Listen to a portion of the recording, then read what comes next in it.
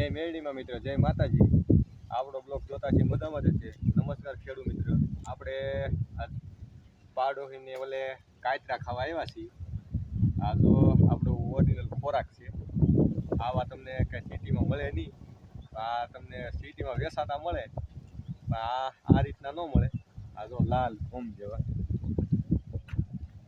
આવા કાચરા છે, પાક્યા છે. આપણે કાચરાના નજારો બતાવો ભાઈ શ્રી. આ રીતના કાચરા પાક્યા છે.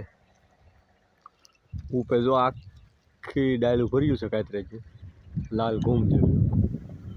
તો આપણે કાચરા બધા અહીં ભેગા કરીએ છીએ, ઓર કરીએ છીએ.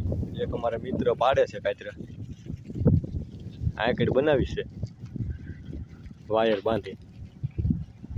હવે આપણે ખેડતા ખેડતા આપણો ભત્રીજો ખેડે છે, ખેડતા ખેડતા કાચરા ખાવા વહી આવ્યા છીએ. આપણે કાકાની વાડી જ છે બાજુમાં જ તે. આ આખી કાચરી છે અને એકડ બનાવી છે.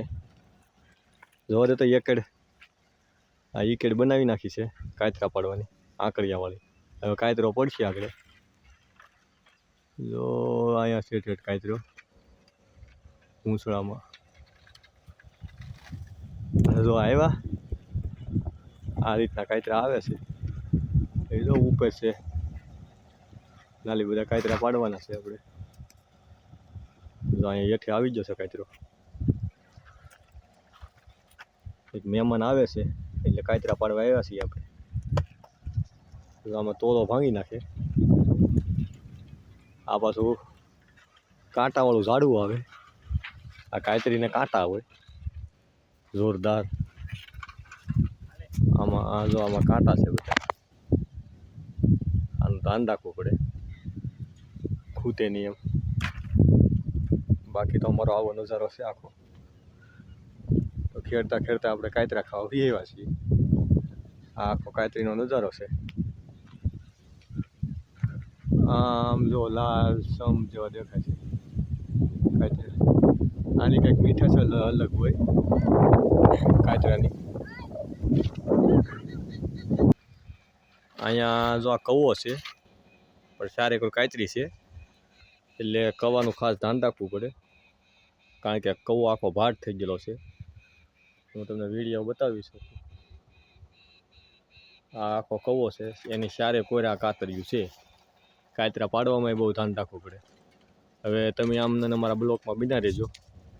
તમને ઉનાળુ સિંગનું એક અમારા ભાઈશ્રીને થોડીક પીળી પડે છે તો એની જરીક ભલામણ દઈ આવીએ. આ ખેતરની અંદર જ છે આપણે વાવેલી, આંકા બાજરી વાવેલી છે. તો હવે આપણે એમને વિડીયોમાં બન્યા રહેજો. આપણે ખેતીની થોડીક ઉનાળુ સિંગની થોડીક માહિતી દઈ આવીએ. આ આપણી ઉનાળુ સિંગ છે, એટલે મતલબમાં અમારા કાકાના છોકરાની છે. આમાં થોડીક પીળાશ પડવાની પ્રોબ્લેમ છે, તો એને આપણે દવાનો છંટકાવ કરવાનો છે. આપણે એક દવા વખાણેલી છે, માઇકોરાજા આવે છે, માઇકોરાજા કરી. એ દવાનો આપણે વિડીયો જોયેલો છે. ઉનાળુ છે માંડવી. કેટલા નંબર, ક્યાં નંબર છે? 20 નંબર છે કે 45? 45 નંબર છે.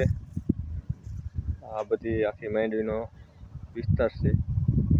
આપણે કાચરા પાડતા પાડતા એવા છીએ માંડવીના ફાર્મની અંદર આટો પાડવા. આખું ફાર્મ છે. આમાં પીળા આ પાંદડા પીળા પડવાની, આ થોડાક પાંદડા ફૂંકાવાની પ્રોબ્લેમ છે. એ તો લૂને કારણે થોડુંક એવી પ્રોબ્લેમ રહે છે. અમારે વધારે તડકો પડે છે એને કારણે. તો આપણે માંડવીનો છોડવાનો વિકાસ ફૂલડા ઉખડી જશે. આમાં ફૂલડા ઉખડ્યા છે. આપણે છોડવો ખેંચીને જોઈ. એનું આવરણ તો બહુ મસ્ત છે. આ રીતનું એનું આવરણ છે. આમાં હુયાની બેઠકે સારી છે. અને એક ફેરી આ દવાનો છંટકાવ મારી દે, દવા પાઈ દે એટલે આમાં કાંઈ ઘટે નહીં. કારણ કે પાણીવાળો વિસ્તાર હોય તો અમારા ઓલામાં થાય. બાકી તો અમારે પાણીની તંગી આવે. આવડાને પાણીનું સારું છે એટલે વાંધો ન આવે. તો આપણે આ રીતની માંડવી પીળી પડવાનું કારણ એવું છે કે આને પાણી વધી જાય છે એટલે આ પાંદડા પીળા પડે છે. ને આને નકર બીજી કાંઈ પ્રોબ્લેમ છે નહીં, મતલબ આને થોડીક પાણીની તાણ જોવે છે. નકર મૂળમાં તો વિકાસ તો સારો જ છે ને આવરણે સારું જ છે, તોય તે આપણે બધી મહેનત કરીએ છીએ. તો અમારો વિડીયો આ બાજુમાં બાજરી વાવેલી છે, અહીંથી આપણું પાણી જાય છે, ઓલપા બાજરીમાં હાલે છે પાણી.